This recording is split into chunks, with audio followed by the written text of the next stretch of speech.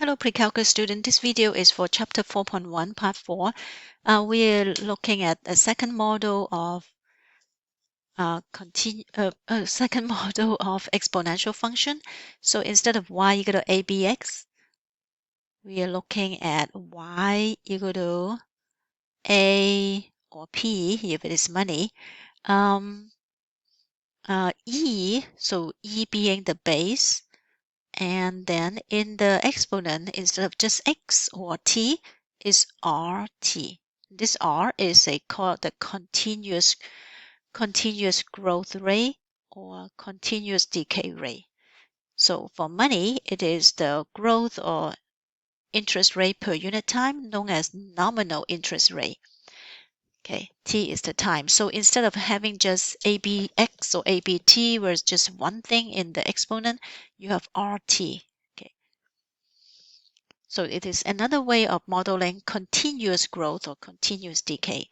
Example 1, a person invests 500 in an account earning nominal interest rate of 10% per year. So this is interest, so it's growing. So R is 0.1, right? 10% is 0.1.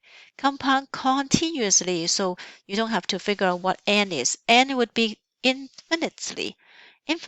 So we would use a is equal to initial a0 e to the rt, right? So in this case, the initial value is, this is p, or the initial a, of 5,000 e to the 0.1 times t, so t is 3, so t equal to 3. So after 3 years, if they give you the interest like every single second, what would it be? So it will be 5,000. So let's look at, let's use decimal to do 5,000. So this 5,000 times e to the power 0.1 and then 3. 6749.29.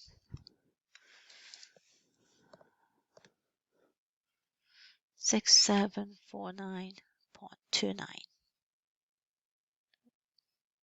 dollar. Okay. Example 2, a radioactive compound decay. Okay, decays is decaying. So remember, the ABX in this case would not be ABX because it's continuous. You like for radioactivity things, the compound is decreasing every single minute, every single second.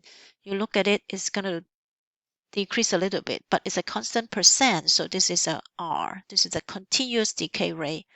So we would use y equal to a e to the power negative RT, right? Negative RT, but R is negative. Okay. So we would say R, this is initial, and the time is 10. So in the beginning, you have 50, and then you decay continuously by 8%, so negative 0.08, and 10 day. Okay, so use the calculator. 50 e to the negative 0.08, and you decay by 10 day, right? So 45, is it 1%? No, 8%. 8% to 2.47. So 22.7. What is it? Is it milligram? So a lot of elements in the periodic table are radioactive, and they would have like a decay rate. Now this decay rate is related to half-life, and we'll talk about this in 4.7. Okay, so the last things we want to talk about is wrap up the whole thing about summarizing what we have learned about formula of a exponential function is either abx or ae to the rx, okay, where x could be time or anything. If it is abx, b has to be greater than 1, then it will be growth. If it's abx, b is less than 1 and greater than 0, that is growth. But for exponential, continuous growth, r has to be positive, then it's growth. R is less negative, it is decay.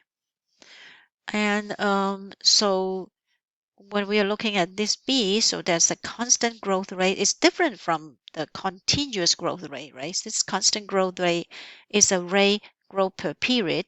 So you can think about the constant growth rate as 1 plus R, 1 minus R, be equal to B. So let's, and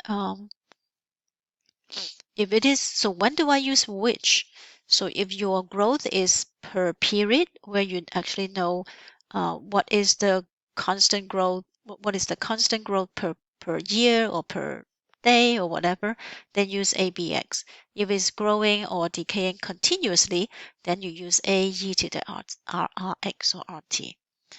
The last one we want to do is evaluate exponential function. So if someone gives you a function like written as function format for e to ABX, I want to find f of -5. How do I do? So we would do 4. That means just plug in, right?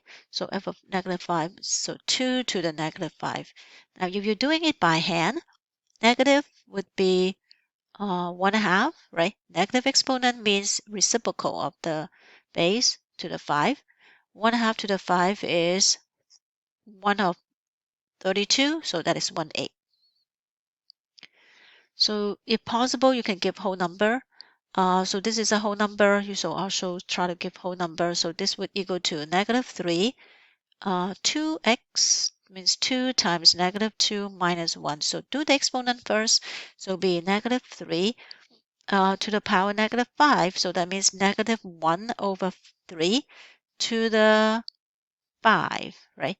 So -1 over 243, because 3 to the 5 is 243. These would be a decimal number because E is something that you cannot evaluate as a whole number. So 0.5 times 4, 0.5 times 4 is 2, so it's 3.2 E squared. So we can use the calculator. So just do 3.2 times E squared, 23.6450. 23.6450. So that's how you evaluate function. And you need to know how to do this in 4.2. So that's all for chapter 4.